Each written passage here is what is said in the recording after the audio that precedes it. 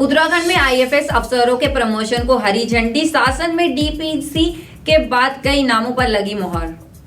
CM Dhami ने घायल महिला कार्यकर्ता का जाना हाल, रोड शो में महिला के पैर में गाड़ी चढ़ने से हुई थी घायल। कंपनी का लोन अधिकारी लाखों रुपए लेकर फरार, तलाश में जुटी पुलिस। अंकित हत्याकांड में पुलिस के हत्थे लगा मुख्य आरोपी, एक किशोर भी हिरासत में। टिहरी में शादी की खुशी मातम में बदल गई, अंगीठी के धुएं से दंपति की मौत। नमस्कार, आप देख रहे हैं उत्तराखंड टाइम और मैं हूं आपके साथ अनुरागनी चौहान। खबरें अब विस्तार से।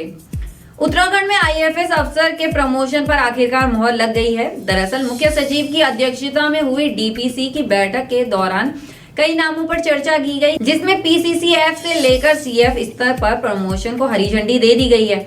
उत्तराखंड शासन ने भारतीय वन सेवा के अधिकारियों को प्रमोशन का तोहफा दे दिया है। ऑल इंडिया सर्विस के ये अधिकारी पदोन्नति के लिए निश्चित समय की सेवा पहले ही पूरी कर चुके हैं, लिहाजा इन अधिकारियों के प्रमोशन पर विचार करने के बाद अब समिति ने हरी झंडी दे दी है।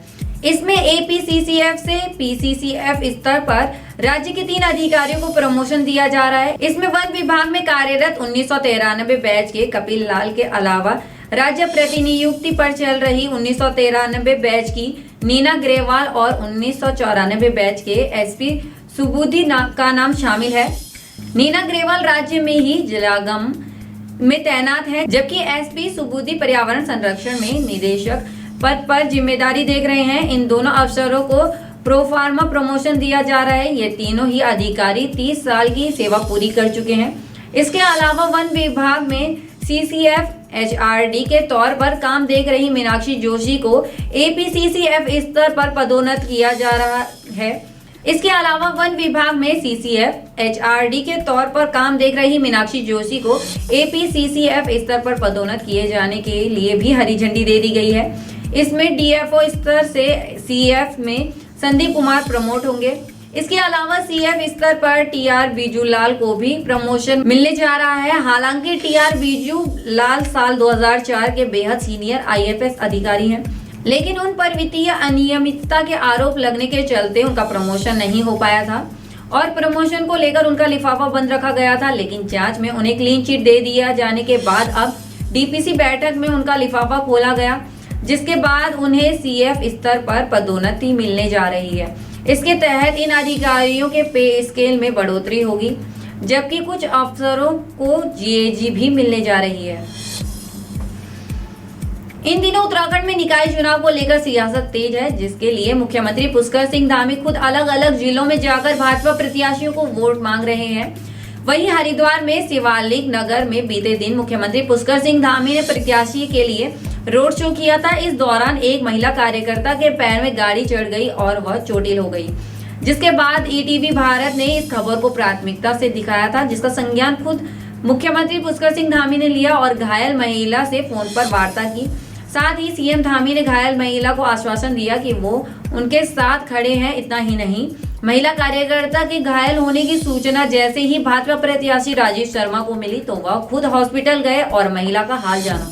इस पर बीजेपी महिला कार्यकर्ता पूजा ने कहा कि गाड़ी भी नहीं रोकी उन्होंने, तो मैं गिर गई, दोनों पैरों पर टायर मेरे दोनों पैरों पर उतर गए, लेकिन गाड़ी नहीं रोकी उन्होंने। बीजेपी की गाड़ी थी, उनकी ही रैली में हम थे, साइड मार के चले गए। बच्चा मेरी गोद में था, मेरे बच्चे को कुछ हो जाता तो बिना पेमेंट के एक्सरे भी नहीं कर रहे हैं।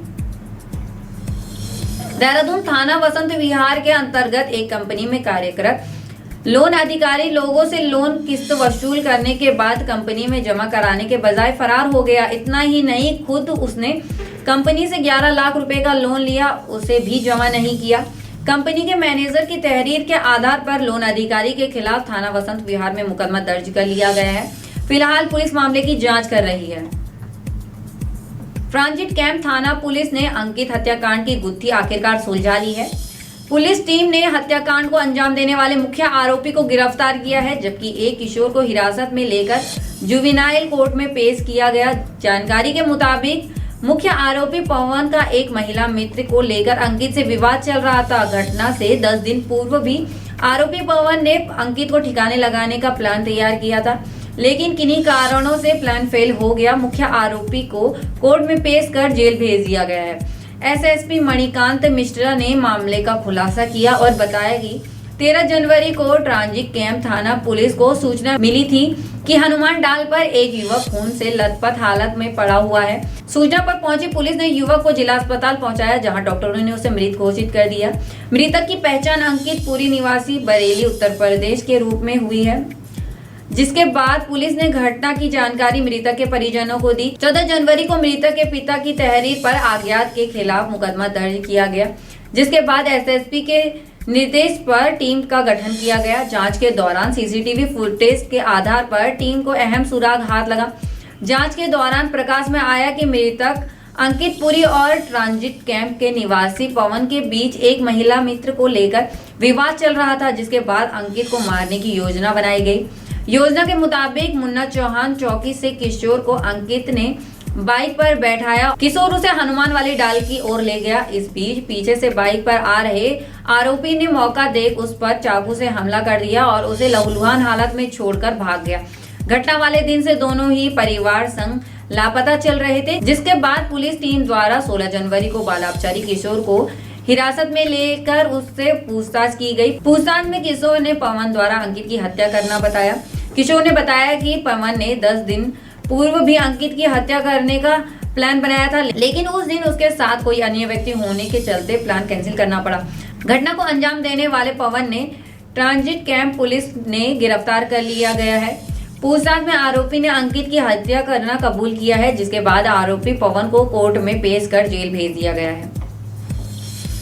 टिहरी जनपद के भिलंगना ब्लॉक के ग्राम द्वारी थापला में विवाह समारोह में शामिल होने पहुंचे दंपति की अंगीठी के धुएं से दम घुटने के चलते मौत हो गई, जिससे शादी की खुशियां मातम में बदल गई। ग्राम द्वारी थापली की प्रशासक रिंकी देवी ने बताया कि गांव के मदन मोहन सेमवाल अपने घर अपने चचेरे भाई के विवाह समारोह में शामिल होने के लिए घनसाली बाजार से मदन मोहन सेमवाल और उनकी पत्नी गांव आए थे। वहीं रात को अंगीठी के धुएं से दम घुटने के चलते दोनों की मौत हो गई। बाकी की तमाम खबरों के लिए बने रहे उत्तराखंड टाइम पर। धन्यवाद।